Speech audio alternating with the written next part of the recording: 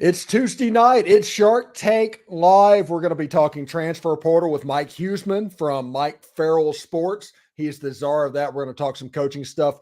Also, we have Dalen Flowers that's going to join us on the show. We're going to talk some Ole Miss stuff, and including a player that is just fascinating me. I'm kind of going down into the rabbit hole on this player right now. But anyway, this is the Locked On Ole Miss podcast. You are Locked On Ole Miss, your daily podcast on the Ole Miss Rebels. Part of the Locked On Podcast Network, your team every day.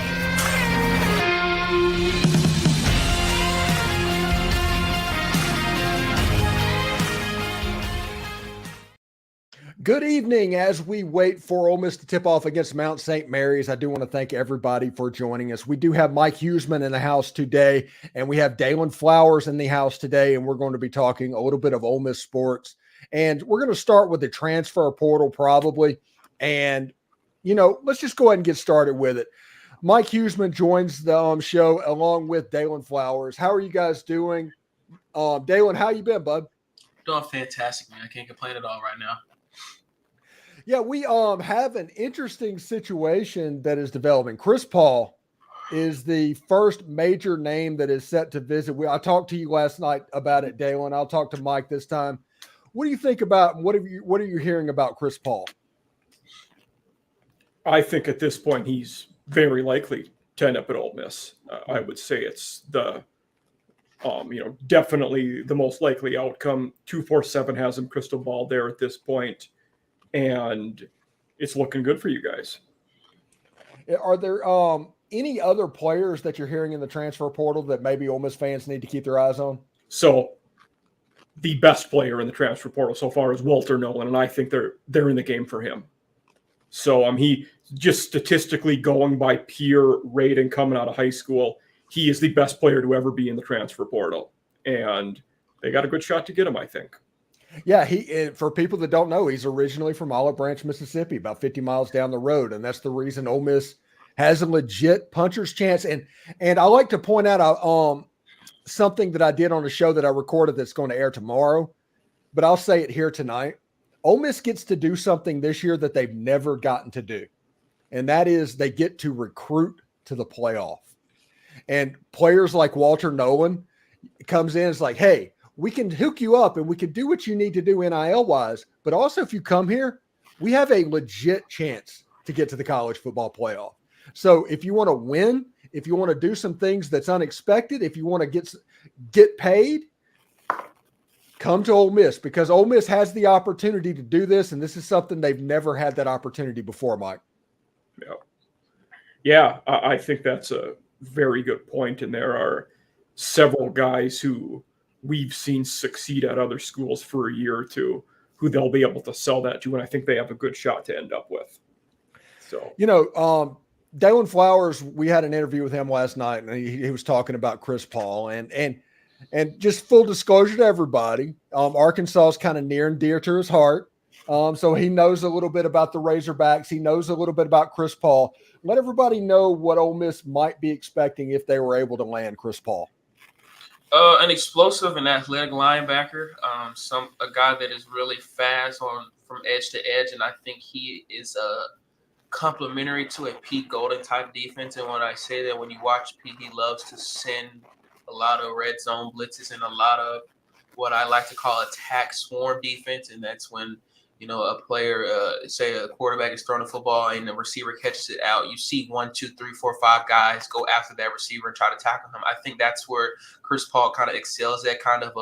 He plays everywhere, man. Like he can be right in the middle of the field, but then the play starts and he's at the line in a split second. He's a really fast, athletic guy and just loves to play all over the field. And I think Pete is going to that because we kind of lacked, I think, a guy at the linebacker position this year that was very vocal and it could play, in a zone coverage and in a man coverage as well. And I think Chris Paul kind of checks those boxes. One thing I saw from him over the past couple of years is vocal leadership. And I think that's something that Pete loves as well, because when you see Pete on the sideline, you see him going up and down the field yelling and trying to get his players to recognize him if he's trying to make a change. And I think if you have that type of player leadership on the field, that helps a lot of comfortability and that helps us go down for the long run as well on that side of the ball.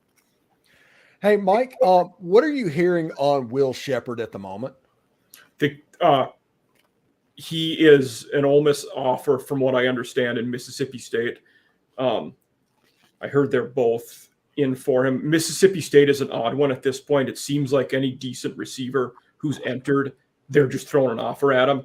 But I think Ole Miss has a good shot for Shepherd, as well as Robert Lewis, Georgia State, and Cyrus Allen, Louisiana Tech. So I think all three of those receivers you guys will have a shot at. But Shepherd's good. And I'm hearing that, from what I've seen, it sounds like Ole Miss, Tennessee, and Texas are schools that are interested. Okay, what about edge players? I know there's one that just got in the portal that went to UTSA. There might be some kind of a Zachary Franklin connection. Had some pretty good numbers, an edge player. What edges should Ole Miss fans look for? So looking at that position, there's R.J. Oben. Many people out there will remember Roman Oben, former offensive lineman in the NFL. His son, actually, R.J., just entered the portal. He was at Duke.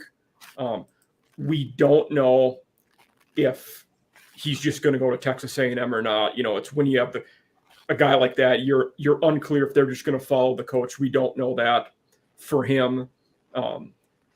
Another guy who I think they got a good shot at defensive Marley Cook, Middle Tennessee, who is a Mississippi native, Pearl, I believe, but or maybe it's Brumfield. There's two Middle Tennessee State guys, D lineman, linebacker. I think Brumfield might be from Pearl, and Marley is from Water Valley or something like that. That may be flipped. But there's the two Middle Tennessee guys. I think you guys will both have very good shot at.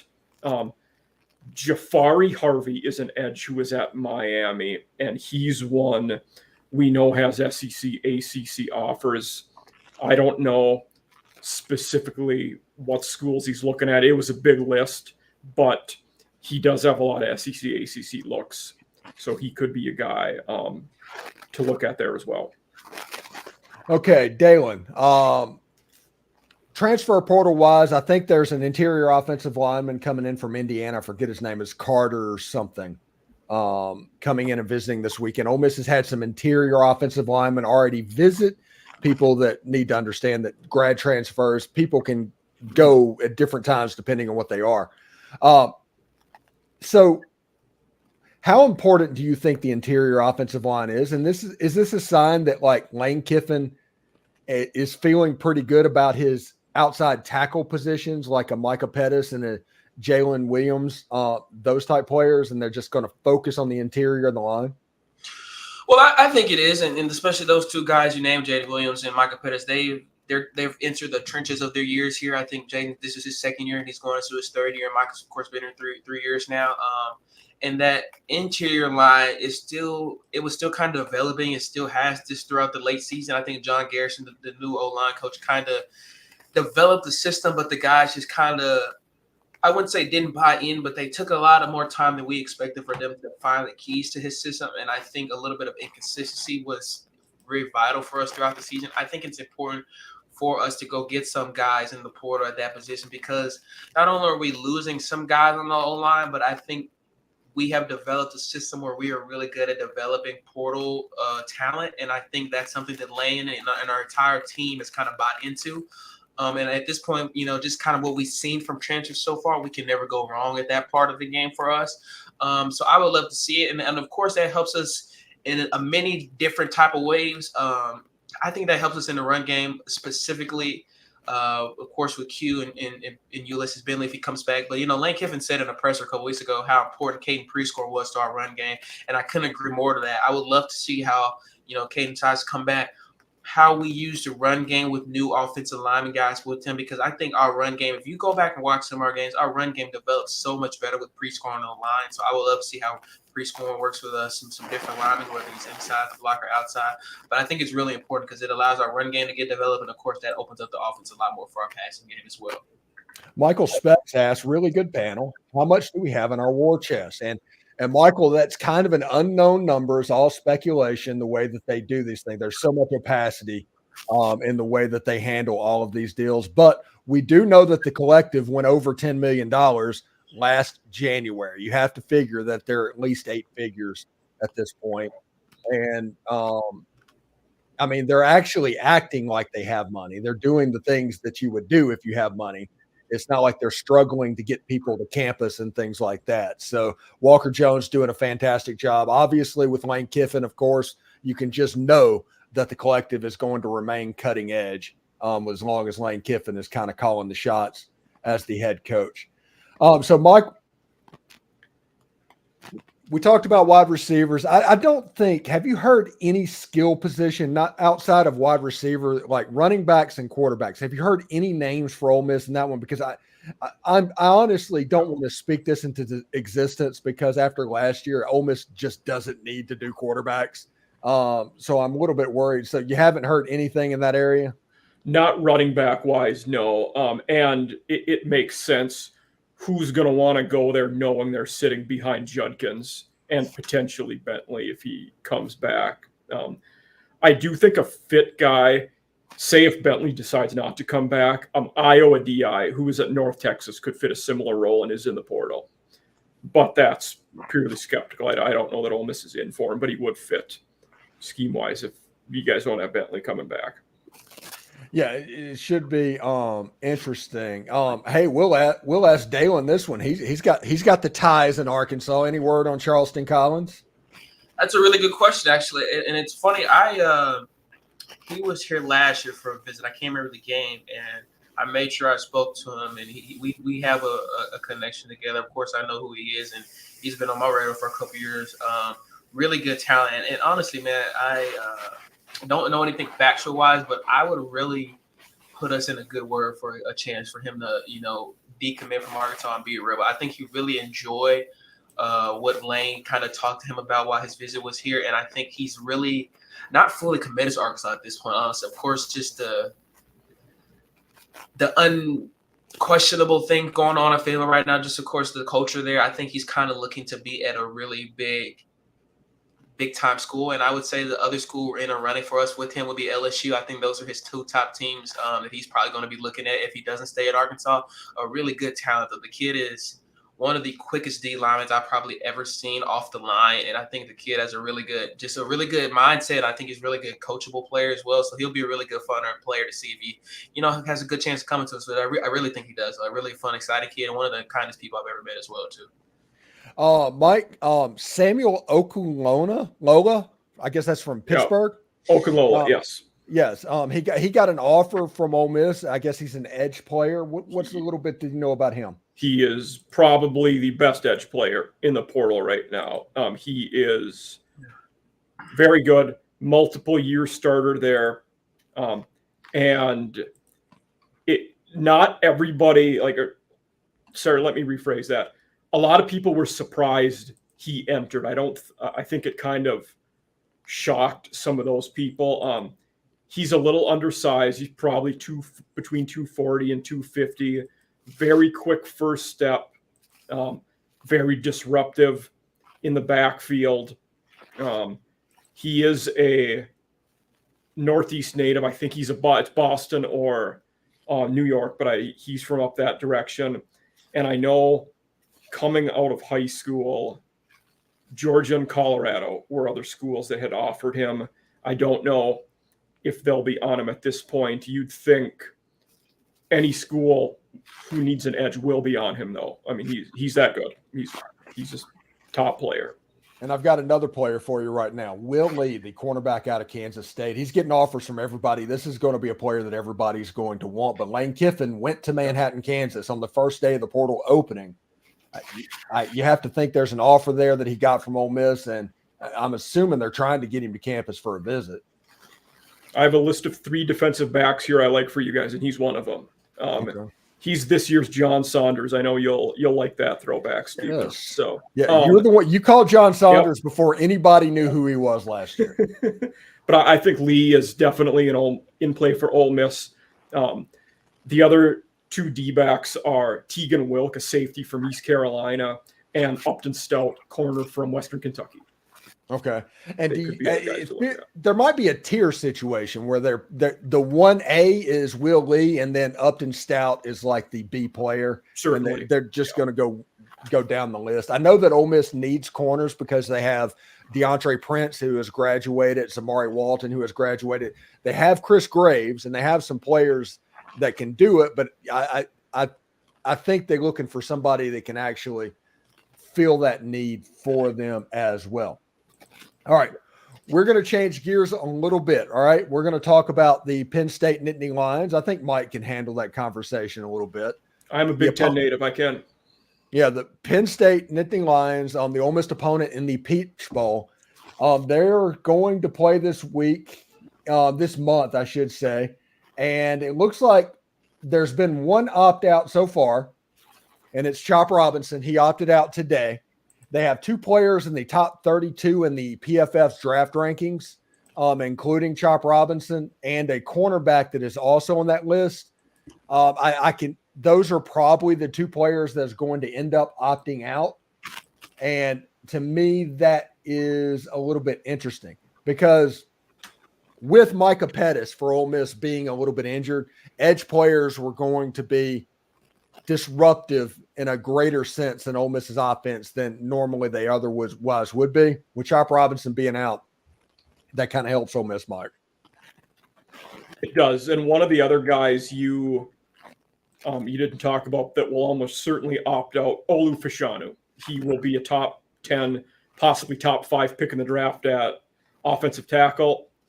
And I would be very shocked if he plays in this game, and that will be a massive loss for the Nittany Lions. What about Adisa Isaac? Well, what do you know about him? That he runs the alleys very well and is a good, perimeter player there in that, kind of that hybrid role where he's curled a flat and, rushes the passer. Okay. Just right. Yeah. And they have a middle linebacker in Abdul Carter, who's a pretty good ball player as well. These were all first team, all Big Ten players. Yeah. And if you look at their defense as a whole, this is one of the most explosive defense. Now, Ole Miss played Texas A&M, and they're like number 2 in sacks and number 3 in TFLs. So we've seen an explosive defense this year, but Penn State this year had a really explosive defense. Everybody knows what type of a coach Manny Diaz is. We saw that when he was at Mississippi State. He has better athletes than he would have at Mississippi State, and he's implementing that disruptive type offense that he likes to do. Yeah, I think you made a very good point about they were number 1 to A&M being number 2 with sacks. The big difference in it will be a challenge for Ole Miss is that A&M gave up a lot of big plays in the pass game. Penn State's not doing that. Now you do have the hypothetical there of, well, they weren't playing offenses that got big pass plays in the Big Ten as much this year. And the one that did Maryland, they played pretty well against. But yeah, that's those are certainly guys that'll be big losses. Yeah, Dalen, this is probably the lone tempo team that Penn State is really going to run into. I don't think they've seen anything like this. And you're talking about a team that has been like a number 1 defense, and they are legitimately good defense. Don't hear me say that they're not a good defense. But whenever you have Iowa on your schedule, that is going to help the numbers because Iowa is, I don't want to say offensive impaired because that's kind of an insult to offensively impaired teams. They're legitimately bad team. And then you have like Michigan, who beat Penn State and in the second half didn't have to throw a pass. And all of that tells me that they're really, really good, but maybe the numbers are kind of a false flag type situation, Mike. Certainly. I mean, that in talking about Iowa, there was the great example of that. They're consistently ranked as one of the top defenses in the country. In fact, Phil Parker won the Broyles Award today as the top assistant in the country. And he deserved it. He did. But the way they play offense and special teams is complementary to the defense. Completely. So that is the way a lot of the Big Ten West isn't to that extreme, everybody. but it's the kind of ball they play right now. We're going to go and we're not going to make mistakes, and hopefully in the end we'll be able to eke one out. And Iowa won 10 games doing that this year. All right, Dalen. All right, we've had this conversation, but we're going to have a little bit of a roundtable right now before we get out of here in the last 10 minutes of the live stream, as Ole Miss and Mount St. Mary's is about to tip off. We're going to talk about the playoff and whether or not they got it right. And here we go. Number 1 seed Michigan, number 2 seed Washington, number 3 seed Texas, number 4 seed Alabama, number 5 seed Florida State, number 6 seed Georgia. Galen, tell me what you think of these playoff rankings. I think the committee got it right. And I say this because I wasn't in shock when rankings came out. They put Bama forward. I really wasn't in awe. And it's because I realized a couple of years ago that the committee wasn't into appeasing the public. And when I say that they are committed to putting the 4 best teams in, and I just think this is what they thought was the 4 best teams, according to, of course, what Boo said yesterday or the couple of days ago on the show, that just because of the essence of Jordan Travis and his missing, publicity for that team for Florida State, you could see a difference in that team. Now, I don't know how much of that would have made a difference, but I guess the opposing B was they didn't want a re-implement stage of TCU and Georgia like the national championship game was last year. I don't know how much of a difference that game of Florida State and Michigan would have been. But I think they got it right. But at the same time, I believe Florida State has a right to feel the way they feel. And they definitely do. The undefeated season, conference champion. But it reminds me a lot of 2017, and I mentioned this before, when they put Bama in over Ohio State, who was a 2-loss team but was conference champion. Bama was a 1-loss team but didn't even go to Atlanta. They believe that if they put the 4 best teams in, not based on a resume or not based on the political view, that they've done their jobs. And I think that's what they feel right here. I think that these are the 4 best teams. And if we just kind of match up from start to finish, I think they got it right here. And it was a tough decision, but that's what they're there for. And I think it's the correct decision to move on forward as well. But at the same time, I think it's funny that we're in this predicament. And that's why we're having the 12-team playoff come up next year. I think it's the best time for it to be happening, because every single year we're kind of getting to that point where it's more confusion on who deserves to be a 4, who deserves to be a 3. So I think it's the perfect time for that 12-team playoff to be coming in the midst. All right, Mike, what do you think about this? I think there is no right or wrong. There is only opinion at this point on who should be that 4 team. And very few people's minds will be changed at this point. And it's one of those, I think 2 things are true at once. Did they get the 4 best teams right now? Probably. Did Florida State also get screwed? Probably. Both of those things, I think, are true. FSU did everything they can to deserve to go to the playoffs, and they have a right to feel undone. Conversely, Alabama can feel like, we lost a game a few months ago and we just beat the team that had been number 1 for a while, so we deserve to be that 4 team. So I think it's not a matter of right, wrong, because we don't have the criteria for it to be right or wrong, because we don't really know how they weight certain things. So that's my thoughts on it, basically. Gary Rasco put out, if they were really going to put the 4 best teams in, Georgia would be there instead of Washington. He's got a point there. I mean, if you're going to do 4 best, you have to do 4 best. Why is Georgia ahead of Alabama, or why is Washington the team we're taking out though instead of Alabama? I think they're talking about that because if you look at Washington, had like 6 games. Absolutely, yeah. They just really showed up against Oregon, and props to them for that, because that was the game that mattered. They absolutely showed up in that. But I think that is the reason people are talking about that. And you remember last week near the end, I asked you about the second order wins and the advanced metrics at the end. Those metrics look really bad for Washington. Like their second order wins are like 3 or 4 less than what their actual win total is. Yeah, and I think Washington has a chance to really show up against Texas. I think that game is going to be really good. I think that game is going to be better than the Alabama-Michigan game.